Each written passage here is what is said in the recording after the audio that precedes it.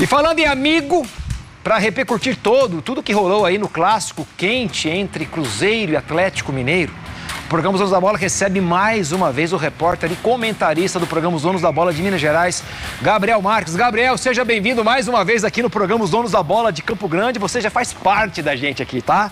Você já é nosso comentarista aqui também, no Mato Grosso do Sul. Agora, quero saber de você esse momento aí do Atlético, né? Uma vitória importante que traz uma calma necessária. Eu acho que o futebol ele vive de vitória, obviamente, e técnico também, e o clube de futebol. Mas existe dentro do Atlético o entendimento de que precisa trazer uma peça para substituir a estrela do Hulk. Gabriel, seja bem-vindo ao programa Os Donos da Bola. Boa tarde, meu caro. Boa tarde para todo mundo ligado também aqui na tela da Band, no centro-oeste do país. Olha, o próprio Pedro Daniel, que é o atual... Ele assina como CEO, mas também assina alguns documentos como presidente do Atlético. Bom, o Pedro Daniel, que é quem de fato manda no Galo hoje, já reconheceu que a saída do Hulk abre um espaço na folha salarial de, assim, isso é a informação que a gente traz, que varia de 2,5 milhões a 3 milhões por mês de salário do Hulk. Então abre-se esse espaço na folha e há esse entendimento de que tem que chegar alguém para poder substituir. Esse dinheiro não é para ficar parado, não.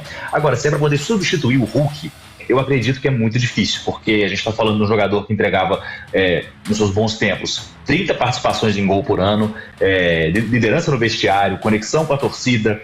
Então, substituir o Hulk é impossível. Acho que é praticamente impossível encontrar outro jogador tão facilmente assim para ter todas essas características, ser bom de bola, ser querido pelo torcedor e ter liderança. Então, o que o Atlético vai precisar fazer é pegar esses 3 milhões, 2,5 milhões da folha e resolver posições que são carentes. Primeiro volante falta no Atlético, e já é há mais de um ano que falta. Lateral direito ainda é uma posição que o torcedor reclama muito, porque Natanael não tem a confiança do torcedor, o Preciado ainda não se adaptou ao futebol brasileiro, e claro, um centroavante brocador, ou pelo menos alguém para poder fazer companhia. Matheus Cassierra começou a fazer seus gols, foram 3 nos últimos 4 jogos, mas ele teve um começo ruim de temporada. Então essas são pelo menos 3 posições, e se quiser ser um pouquinho mais exigente, um zagueiro canhoto seria muito bom para o elenco do Atlético. Ô Gabriel, deixa eu te fazer uma pergunta importante. A família Mirim, já há um bom tempo, nós estamos vendo através da imprensa que um tal de um aporte financeiro deverá acontecer no Atlético, mas é um assunto já desde o ano passado isso. A gente fala de 500 milhões, de 400 milhões, de 600 milhões. Isso já está acontecendo, ou vai acontecer, ou não vai mais acontecer? Como é que está isso? Vai acontecer o aporte, isso inclusive está sendo feito a portas fechadas, isso não é legal para a transparência, né? Foi dito pelo Rubens Menin que alguns aportes já estão sendo feitos. A expectativa é que se injete cerca de 500 a 550 milhões de reais no Galo, e isso é para poder atacar a dívida onerosa. A dívida total do Atlético é de 1 bilhão e 700, é muito alta. Mas a dívida que tira mais o sono dos acionistas, né, dos donos do clube, é a dívida onerosa, é a dívida com bancos, porque gera um valor de juros para poder ser pago. Por exemplo, no ano passado foram 250 milhões em juros. Isso é menos do que o Atlético investiu em contratações na janela. Então, é como se tivesse um outro time de contratações indo pelo ralo abaixo só por causa de juros. Então a expectativa é que entre esses 500 a 550 milhões não está sendo feito da maneira mais transparente, mas a promessa de que será executado o mais rápido possível, porque é um calcanhar de Aquiles, porque isso afeta diretamente o planejamento. A chegada do Pedro Daniel, ele ajudou o Bandeira de Melo no processo de saneamento das dívidas do Flamengo, ele era consultor da Ernest Young, que fala da auditorias e tudo mais. Então a chegada do Pedro Daniel é também motivada para poder resolver esse problema da dívida, e só se resolve o problema da dívida do Atlético de um jeito, colocando dinheiro. Não tem outra solução. Porque a dívida ela passa de bilhão, né, Gabriel? Agora, vamos falar do Cruzeiro. O Cruzeiro recebeu lá investimentos, o Pedro Lourenço comprou lá a SAF do Ronaldo, investiu em contratações, as coisas não caminharam muito bem da forma como ele pensava. E aí aconteceram trocas de técnicos, mais contratações foram feitas, trouxeram Gabigol, enfim. Agora trouxeram um técnico renomado, com ótimos resultados passados aqui pelo Botafogo. Mas o que acontece com o Cruzeiro? Porque mesmo com um técnico que tem um histórico muito bom nas últimas passagens por clubes brasileiros e, claro, no futebol árabe, com contratações boas, pagamentos em dia, não seria o Cruzeiro, talvez, tivesse acontecendo dentro do Cruzeiro uma intromissão. É difícil falar essa palavra porque ele é o dono, o Pedro Lourenço é o dono, né? Mas ele não dá pitaco demais. E aí eu acho que interfere no andamento do clube dentro de campo. Eu não sei se esse é um ponto de vista seu também. Mas o que acontece com o Cruzeiro, Gabriel?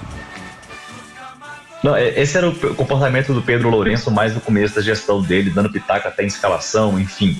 Esse era o comportamento do Pedrinho no começo de Cruzeiro dele. Agora ele já confia mais nos bastidores e confia principalmente nos técnicos.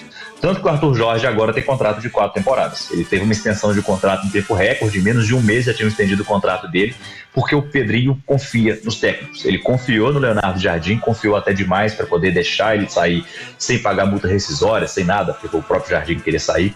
Enfim, então confiou demais no Leonardo Jardim e acabou que o Jardim agora treina o Flamengo. E também confia muito no Arthur Jorge, que é muito bom técnico.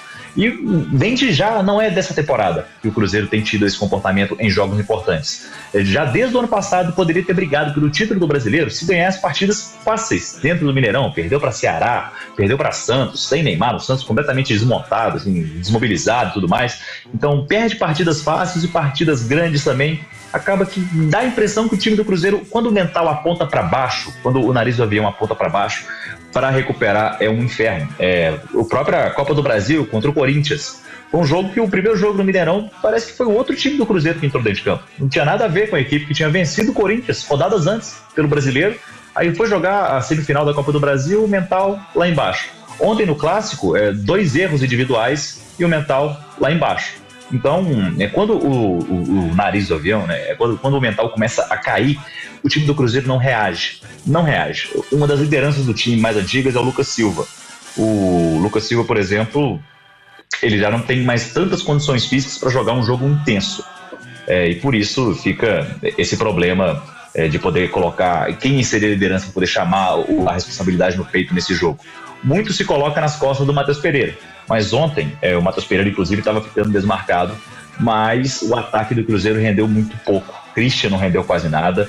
O Arroio teve a pior partida dele com a camisa celeste. Ele que é um ponta muito habilidoso, muito driblador, mas ontem não acertou nada que tentou. E aí o Caio Jorge recuperando ainda, ele está lidando com dores no pubis. Então, os próprios soluções, os próprios jogadores que o Matheus Pereira tentava encontrar dentro de campo não conseguiram decidir. E isso irrita muito o torcedor. É verdade. Agora quero perguntar, vamos falar de seleção brasileira. Ô Gabriel, Estevão, bom, disse que vai tentar um tratamento conservador para ver se consegue jogar a Copa do Mundo. O Chelsea torceu o bigode, o Chelsea não quer que ele faz a cirurgia.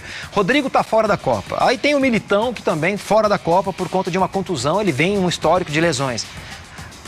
Tirando o Militão, não tá caindo no colo do Neymar a convocação não, hein? Porque por falta de opção vai ter que levar o Neymar. Ou você entende que não, tem que chamar um outro? Quem que você acha que tem que ir, Gabriel? Tem que chamar o Matheus Pereira. O Matheus tá jogando muito, né? Tem que chamar o Matheus Pereira, não tem jeito. O Matheus Pereira, é porque ele entrega uma característica diferente que poucos jogadores no Brasil hoje podem fazer isso. Poucos jogadores podem ser esse 10 cerebral, e aí eu sei que ele joga numa liga que não é tão intensa quanto o futebol europeu, e vai ter muitas dúvidas sobre o quanto que ele vai poder contribuir dentro de campo, mas sério, o Matheus Pereira é muito bola. Ele é muito bom de bola. Não é sempre que a jogada dele vai aparecer, porque muitas vezes ele só dá velocidade para a equipe. Então, por isso que ele não aparece tantas vezes dentro de campo, porque depende também do resto do jogo. E claro, a seleção brasileira vai enfrentar outras equipes. Vai enfrentar equipes que vai querer jogar para cima e vai enfrentar adversários que vão tentar se defender e jogar só no contra-ataque. Em uma partida que o adversário vai estar tentando se defender sem tentar se impor fisicamente dessa forma, o Matheus Pereira, para mim, seria muito mais útil para a seleção do que o Neymar, mas muito mais útil que o Neymar. E também, pessoalmente, eu já não suporto mais esse noticiário do Neymar. Poxa, trocou tapa não, né? Deu um tapa no filho do Robinho, cara, Robinho Júnior. A notícia do Neymar parece que a pior notícia sempre é a próxima. Eu já não suporto mais. Não aguenta mais. Eu vou te dar uma informação agora, o Gabriel. Você sabe que o Eduardo Maluf é o empresário do Matheus Pereira. E ele é amigo nosso aqui de Campo Grande, ele é proprietário do Operário, ele, os irmãos, Marcelo Maluf, Ivando Maluf. E eu estava conversando com o Ivando, e o Ivando estava justamente me falando, mandar um abraço pro Ivando. Ivando, você não fala segredo pra imprensa. Ivando, a gente fala aqui.